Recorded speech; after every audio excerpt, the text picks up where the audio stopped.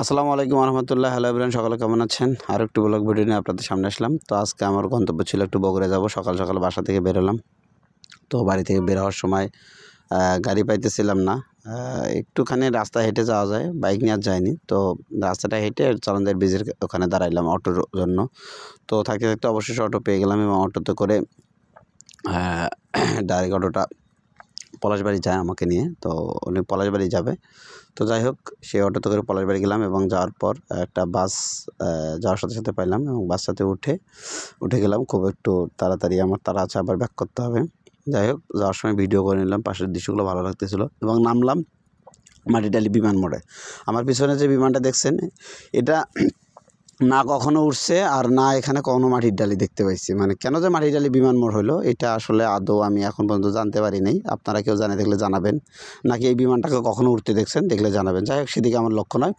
তারপর আমি একটা অটোতে করে সাতমাথার দিকে রওনা দিলাম। তো সাতমাথার ভাড়া ছিল আগে 10 টাকা, এখন 15 টাকা হয়েছে। তো যাই হোক, যাইতে যাইতে ভিডিও করে নিলাম। ভালোই লাগতেছিল। বগুড়ায় প্রতি মাসে প্রায় যাওয়াই পড়ে। তো আমি এদিক দিয়ে যাতায়াত করি। যাওয়ার পর আমি চলে গেলাম আমার গন্তব্যস্থলে, সেই গহর প্লাজায়। তো যাওয়ার সময় ভালো লাগতেছিল। গিয়ে এই যে তারেক ফার্মেসি, এখানে আমার মূলত কাজ ছিল। এই যে আমাদের তারেক ভাই, এই প্রোপাইটার।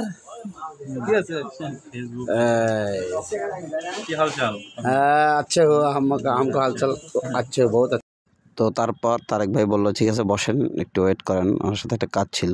তো ওয়েট করলাম এবং উনি চা অর্ডার করলো। আমি লাল চা খেতে খুব পছন্দ করি, উনি জানে, ভিডিওতে দেখে। তো লাল চা অর্ডার করলো, চাটা খুব ভালো ছিল। চা খেলাম। তারেক ভাই চা খাবে না, উনি একটু চা কম খায়, আর দুপুরবেলা লাঞ্চের সময়।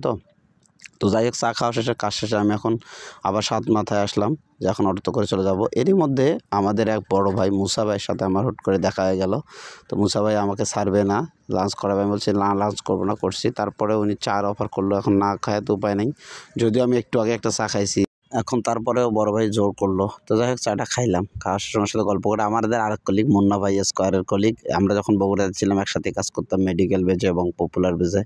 মুন্না ভাই খুব ভালো মানুষ। তো উনি দেখার সাথে আমাকে ডাক দিল, কাছে টেনে নিল। এক গল্প কিছুক্ষণ করলাম মুক্তিযোদ্ধা মঞ্চের সামনে সেই।